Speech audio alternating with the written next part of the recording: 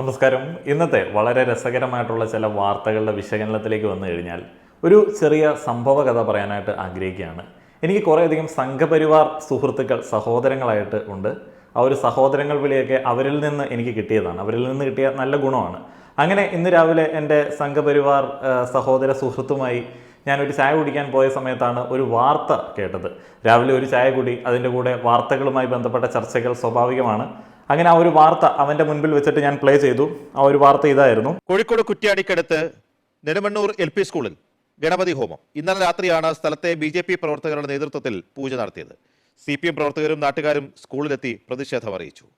ആദ്യം ആ ദൃശ്യങ്ങൾ, അതിനുശേഷം അതിന്റെ വാർത്തയുടെ വിശദാംശങ്ങളുമായി കൃഷ്ണേന്ദു നമ്മളോടൊപ്പം ടെലിഫോൺ ലൈനിൽ ചേരുന്നുണ്ട്. കൃഷ്ണേന്ദു, ഈ സ്കൂള് സർക്കാർ സ്കൂളാണോ, എയ്ഡഡ് സ്കൂളാണോ, അൺഎയ്ഡഡ് സ്കൂളാണോ, എന്ത് പശ്ചാത്തലത്തിലാണ് ഇവിടെ പൂജ നടന്നത്, എന്താണ് ഇതിനെതിരെയുള്ള പ്രതിഷേധം? PG ഈ നെടുമണ്ണൂർ LP സ്കൂളാണ്.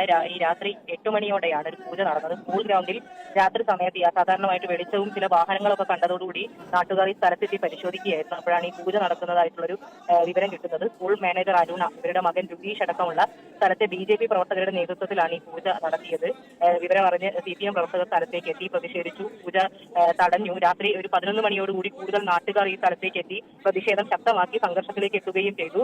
ഇതോടെ തൊട്ടിൽപ്പാലം പോലീസ് സ്ഥലത്തെത്തി പൂജ നടത്തിയവരെ കസ്റ്റഡിയിലെടുത്തതോടെയാണ് ഈ സംഘർഷം അവസാനിച്ചത്.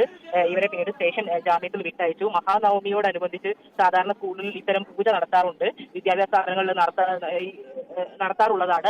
അത് നടന്നില്ല, മുടങ്ങിപ്പോയി. അതിന് പകരമായാണ് ഇന്ന് പൂജ നടത്തിയതെന്നാണ് സ്കൂൾ മാനേജ്മെന്റിന്റെ വിശദീകരണം. സംഭവത്തിൽ ഇന്ന് CPM DYFI പ്രവർത്തകരുടെ നേതൃത്വത്തിൽ സ്കൂളിലേക്ക് മാർച്ച് നടത്തുന്നു. പിന്നീട് കൂടുതലായി അറിയാൻ കഴിഞ്ഞ സംഗതി, പ്രതിഷേധത്തിന് ഒടുവിൽ പൂജ നടത്തിയ ആളുകളെ, അതിന് നേതൃത്വം കൊടുത്ത ആളുകളെ പോലീസ് അറസ്റ്റ് ചെയ്തിട്ടുണ്ട്. അപ്പോൾ ഇത് കേട്ട എൻ്റെ സുഹൃത്ത് എന്നോട് ചോദിച്ചു, ഇത് അത്ര വലിയ പ്രശ്നമാണോ? ഒരു ഗണപതി ഹോമമല്ലേ, നല്ലതിനു വേണ്ടിയല്ലേ ചെയ്യുന്നത്? പലവിധ ഗുണങ്ങൾക്ക് വേണ്ടി ആളുകൾ ഇത്തരത്തിൽ പൂജകൾ നടത്താറുണ്ട്. ഇപ്പോൾ സ്കൂളുകളുടെ കാര്യമൊക്കെ എടുത്ത് നോക്കുകയാണെന്നുണ്ടെങ്കിൽ ക്രിസ്ത്യൻ മാനേജ്മെൻറ്റുകൾ മുന്നോട്ടേക്ക് നയിക്കുന്ന സ്കൂളുകളിൽ ഇത്തരത്തിൽ ചെറിയ രീതിയിൽ പരിപാടികൾ അറേഞ്ച് ചെയ്യാറുണ്ട്. അധ്യയന വർഷം തുടങ്ങുന്ന സമയത്ത് സ്കൂളും കോളേജും മുഴുവനായിട്ട് ഒന്ന് വെഞ്ചിരിക്കുക എന്ന് പറയുന്ന കർമ്മം അവർ ചെയ്യാറുണ്ട്. അപ്പോൾ ഈ ഒരു ഗണപതി ഹോമത്തെ നിങ്ങൾ ഇത്ര വലിയ പ്രശ്നമായിട്ട് നോക്കി കാണേണ്ടതുണ്ടോ എന്നുള്ളൊരു ചോദ്യം ചോദിച്ചു. ശരിയാണ്, മത മാനേജ്മെൻറ്റുകൾ നയിക്കുന്ന കോളേജുകളിലും സ്കൂളുകളിലും അത്തരത്തിലുള്ള പ്രവർത്തനങ്ങൾ നടക്കാറുണ്ട്. ഇനിയിപ്പോൾ ഈ ഒരു സ്കൂളിൻ്റെ കാര്യത്തിലേക്ക് വരികയാണെന്നുണ്ടെങ്കിൽ ഗവൺമെൻറ് കുറേ കാലങ്ങളായിട്ട് ഏറ്റെടുക്കണമെന്നുള്ള ആവശ്യം കേട്ട് ചെവി തഴമ്പിച്ചിട്ടുള്ള ഒരു സ്കൂളാണ് ഈ ഒരു സ്കൂള്. ഇത് കൈവശപ്പെടുത്തി വെച്ചിരിക്കുന്നതിനെ കുറിച്ചിട്ട് പോലും ചില ആരോപണങ്ങളൊക്കെ നാട്ടിൽ നിലനിൽക്കുന്നുണ്ട്. സ്കൂളിൻ്റെ ഇപ്പോഴത്തെ മാനേജറുടെ മകൻ്റെ നേതൃത്വത്തിലാണ് ഈ ഒരു പൂജ നടത്തിയത് എന്നുള്ളതാണ് അറിയാൻ കഴിഞ്ഞത്. ആദ്യം നമ്മുടെ സംഘപരിവാർ സഹോദരൻ പറഞ്ഞതുപോലെ സ്കൂളിനെ, കോളേജിന്, അവിടെയുള്ള കുട്ടികളുടെ ക്ഷേമത്തിന് വേണ്ടി നടത്തുന്ന ഒരു പ്രാർത്ഥനയായിട്ട് ഇതിനെ നാട്ടുകാർ നോക്കിക്കാണുന്നില്ല. അത് RSSൻ്റെ ഒരു ശാഖയായി വളർത്താനായിട്ടുള്ള ശ്രമമാണ് എന്നുള്ളതാണ് അവർ ആരോപിക്കുന്നത്. കൈരളി ന്യൂസിൻ്റെ റിപ്പോർട്ടർ ആയുധ പൂജ എന്നൊക്കെ എടുത്ത് പറയുന്നത് കേട്ടു. അതിനകത്ത് എത്രത്തോളം വസ്തുതയുണ്ട് എന്നുള്ളതിനെ കുറിച്ചിട്ട് എനിക്കറിയില്ല. ഇനിയിപ്പോൾ നാളെ അവരോട് ചോദിച്ചു കഴിഞ്ഞാൽ തീപ്പെട്ടിക്കുള്ള അവിടെ ഇരിപ്പുണ്ടല്ലോ, അതും ഒരു ആയുധമല്ലേ എന്നുള്ളൊരു ചോദ്യമായിരിക്കും അവർ തിരിച്ചു ചോദിക്കുക. RSSന്റെ ശാഖയായി മാറ്റാനുള്ള, നെടുമണ്ണൂർ LP സ്കൂളിനെ RSSന്റെ ശാഖയാക്കി മാറ്റാനുള്ള ശ്രമം തടയുക എന്നുള്ളത് തന്നെയാണ് നാട്ടുകാരുടെ ലക്ഷ്യം. മാത്രമല്ല ഈ LP സ്കൂൾ കുറച്ചു കാലമായി RSS പ്രവർത്തകരുടെ ഒരു കേന്ദ്രമായി പ്രവർത്തിക്കുകയാണെന്നും ശാഖ ആയുധ പൂജ അടക്കം നടത്തിക്കൊണ്ടുള്ള ശാഖാ പ്രവർത്തനത്തിന്റെ ഭാഗമാക്കി ഒരു സ്കൂളിനെ മാറ്റാൻ പറ്റില്ല, സ്കൂളിനെ മാറ്റാൻ പറ്റില്ല എന്നും അതുപോലെ തന്നെ സർക്കാർ ഏറ്റെടുക്കണം എന്നുള്ളതുമാണ് നാട്ടുകാർ ആവശ്യപ്പെട്ടുകൊണ്ടിരിക്കുന്നത്. സർവക്ഷേമം, സമാധാനം, കുടുംബത്തിന്റെ ഐശ്വര്യം, അല്ലെങ്കിൽ അത് ചെയ്യുന്ന ആളുടെ ഐശ്വര്യം, സമൃദ്ധി, സമാധാനപൂർണ്ണമായിട്ടുള്ള തുടർ ജീവിതം, അതൊക്കെയാണ് ഈ ഗണപതി ഹോമത്തിൻ്റെ ഒരു ബെനിഫിറ്റ്സ് ആയിട്ട് ആളുകൾ പറയുന്നത്.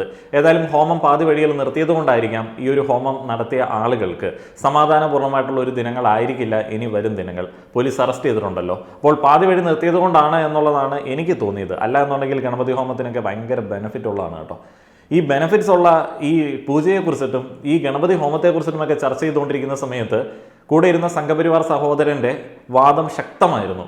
സ്കൂളുകളിലും കോളേജുകളിലും പലവിധ മാനേജ്മെൻറ്റുകൾ നയിക്കുന്ന ഇടങ്ങളിലും ഇത്തരത്തിലുള്ള ആക്ടിവിറ്റികൾ നടത്താറുണ്ട്. ഹിന്ദുവിൻ്റെ ഒരു ആചാരം മാത്രമായതുകൊണ്ടാണ്, ഗണപതിയുടെ ഒരു ആചാരം മാത്രമായതുകൊണ്ടാണ് ഇത്രമാത്രം പ്രശ്നം. വ്യക്തിപരമായിട്ടുള്ള നിലപാട് പറയുകയാണെന്നുണ്ടെങ്കിൽ ഏത് മത മാനേജ്മെൻ്റ് ആണെന്നുണ്ടെങ്കിലും സർവ്വമത പ്രാതിനിധ്യമുള്ള വിദ്യാർത്ഥി കൂട്ടായ്മകൾക്കിടയിൽ മതത്തിൻ്റേതായിട്ടുള്ള, ഏതെങ്കിലും മതത്തിൻ്റേത് മാത്രമായിട്ടുള്ള ഒരു പരിപാടി അറേഞ്ച് ചെയ്യുന്നതിനോട് പേഴ്സണലി യോജിക്കാൻ പറ്റില്ല. അതിപ്പോൾ ക്രിസ്ത്യൻ മാനേജ്മെൻ്റ് ആണ് എന്നുണ്ടെങ്കിലും, മുസ്ലിം മാനേജ്മെൻ്റ് ആണ് എന്നുണ്ടെങ്കിലും, ഹിന്ദു മാനേജ്മെൻ്റ് ആണ് എന്നുണ്ടെങ്കിലും അത്തരത്തിലുള്ള നടപടികൾ അതിനകത്തൊരു വർഗീയതയുടെ നല്ല ചൊവയുണ്ട്. നമ്മുടെ സ്കൂളുകൾ അതിൻ്റെ സമയക്രമം അതിലൊക്കെ ഓരോ വിഭാഗക്കാർക്കും അവരുടെ മതപരമായിട്ടുള്ള ആചാരങ്ങൾ അത്യാവശ്യമുള്ളത് ആചരിക്കാനായിട്ടുള്ള സമയമൊക്കെ കൊടുത്തിട്ടുണ്ട്. ആദ്യ വെള്ളിയാഴ്ച ക്രിസ്ത്യൻ സഹോദരങ്ങൾക്ക് പള്ളിയിൽ പോകാനായിട്ടുള്ള ഓപ്ഷനുണ്ട്. എല്ലാ വെള്ളിയാഴ്ചകളിലും മുസ്ലിം സഹോദരങ്ങൾക്ക് നിസ്കരിക്കാൻ പോകാനായിട്ടുള്ള ഓപ്ഷനുണ്ട്. ബാക്കിയുള്ള സമയത്ത് ഇതിലൊന്നും പെടാത്ത എല്ലാ ആളുകൾക്കും സ്വറ പറഞ്ഞിരിക്കാനായിട്ടുള്ള സമയം അനുവദിച്ചു കൊടുത്തിട്ടുണ്ട്. അപ്പോൾ അങ്ങനെയുള്ള എല്ലാ കാര്യങ്ങളും ഉണ്ട്. അതുകൂടാതെ എക്സ്ട്രാ ഉള്ള ഏതെങ്കിലും ഒരു മതത്തിൻ്റെതായിട്ടുള്ള ഒരു പ്രവർത്തനം സ്കൂളിൽ നടത്തുന്നത് അത് യോജിക്കാൻ പറ്റാത്തൊരു സംഗതിയാണ്. നമ്മുടെ മതനിരപേക്ഷത ജനാധിപത്യം എന്നൊക്കെ പറയുമ്പോഴത്തേന് പലപ്പോഴും നമുക്ക് പ്രീണിപ്പിക്കേണ്ട ആവശ്യമുള്ളതുകൊണ്ട് ചോദ്യം ചെയ്യാനായിട്ട് പറ്റത്തില്ല. ഈ കഴിഞ്ഞ കുറച്ച് ആഴ്ചകൾക്ക് മുൻപ് ഞാനൊരു റീൽ റിയാക്ഷൻ വീഡിയോ ചെയ്തപ്പോൾ എൻ്റെ നാട്ടിലെ സ്കൂളിൽ നിന്ന് ഒരു റീൽ വന്നു. ആ ഒരു റീൽ വൻ ഫേമസ് ആയി. നാട്ടിലെ ആണല്ലോ എന്ന് ഓർത്തിട്ട് ചെറിയൊരു നാണക്കേടൊക്കെ തോന്നി. അവരെന്തോ ISROയിലെ ഒരു പ്രവർത്തനത്തിന് വേണ്ടി സ്കൂളിൽ പൂജ നടത്തുകയാണ്. കുട്ടികളെല്ലാവരും അവരുടെ യൂണിഫോം ഒക്കെ ഇട്ടിട്ട് പൂജ നടത്തുകയാണ്. അത്തരത്തിലുള്ള കാര്യങ്ങൾ ഇപ്പോൾ വളർന്നു വരുന്നുണ്ട്. എന്തൊക്കെ ചോദ്യങ്ങൾ വന്നാലും ഹിന്ദുവിൻ്റെ ആചാരം വേണോടാ മതനിരപേക്ഷത ഉണ്ടാക്കാനായിട്ട് എന്നുള്ള ചോദ്യം വരുന്നതുകൊണ്ട് ആരും കൂടുതലായിട്ടൊന്നും പറയത്തില്ല. ഞാനും എൻ്റെ സുഹൃത്തും ചായ കുടിച്ചു തുടങ്ങിയ ചർച്ചയാണല്ലോ. അപ്പോൾ അതിനെക്കുറിച്ചിട്ടാണ് ഞാനിവിടെ പറഞ്ഞത്. പതിവിന് വിപരീതമായിട്ട് ഇന്നത്തെ ഈ ഒരു ചർച്ചയുടെ ചായ പകുതി ആയപ്പോഴത്തേന് അവൻ തെറി വിളിച്ച് എഴുന്നേറ്റ് പോയില്ല. ഇന്ന് അവൻ്റെ കയ്യിൽ കുറച്ച് പോയിന്റുകളൊക്കെ ഉണ്ടായിരുന്നു. ഞാൻ ഒന്നും മിണ്ടിയില്ല. ശരിയാണ്, അവൻ പറഞ്ഞതിനകത്തും കാര്യമുണ്ട്. നമ്മൾ എന്തിനാണ് ബാക്കി എല്ലാ പരിപാടികളും നടക്കുന്നുണ്ട്, അതിനെക്കുറിച്ചിട്ട് ചോദ്യം ചെയ്യാതെ ഇതിനെക്കുറിച്ചിട്ട് ചോദ്യം ചെയ്യുന്നത്? ഞാൻ ഒന്നും മിണ്ടിയില്ല. അത് കഴിഞ്ഞിട്ട് പിന്നീട് ഞാൻ എൻ്റെ ഫോണിലേക്ക് സ്ക്രോൾ ചെയ്ത് നോക്കി. അപ്പോഴാണ് മറ്റൊരു സംഭവം കണ്ടത്.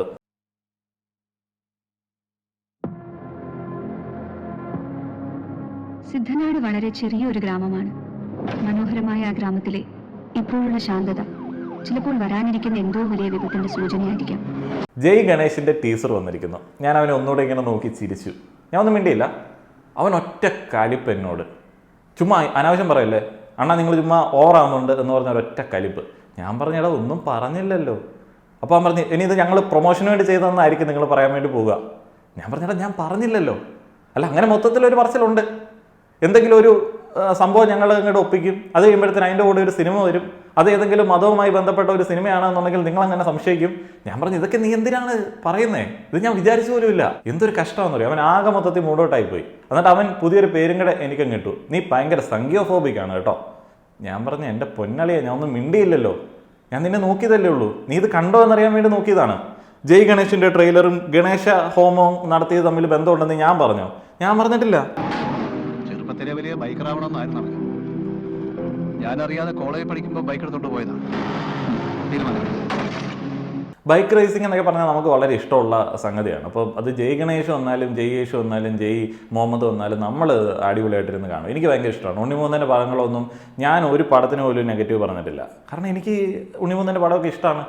അപ്പോൾ ഇത് ചുമ്മാ മുഖത്ത് നോക്കിയെന്ന് പറഞ്ഞിട്ട് ചുമ്മാ ഇല്ലാത്ത വർത്താനം പറഞ്ഞു കഴിഞ്ഞാൽ എനിക്ക് ദേഷ്യം വരത്തില്ലേ? എന്നിട്ട് ഞാൻ ഈ ട്രെയിലർ ഇരുന്ന് കണ്ടു. അത് കഴിഞ്ഞപ്പോൾ എനിക്ക് മനസ്സിലായ ഒരു സംഗതി എന്താണെന്ന് വെച്ച് കഴിഞ്ഞാൽ ഇതിനകത്ത് ഈ ജയ് ഗണേഷ് എന്ന് പറഞ്ഞ് പേരിട്ടേക്കുന്നത് ഈ ബൈക്ക് അപകടത്തിൽ വയ്യാണ്ടാവുന്ന ചെറുപ്പക്കാരന് സൂപ്പർ പവർ കിട്ടുന്നതാണ്. സൂപ്പർ പവർ ചുമ്മാ ഒന്നും കൊടുക്കാൻ പറ്റത്തില്ല. നമുക്കിവിടെ ആകെ ഒരു സൂപ്പർ പവർ ഉള്ള ഒരാൾ വിശ്വഗുരു മാത്രമേ ഉള്ളൂ.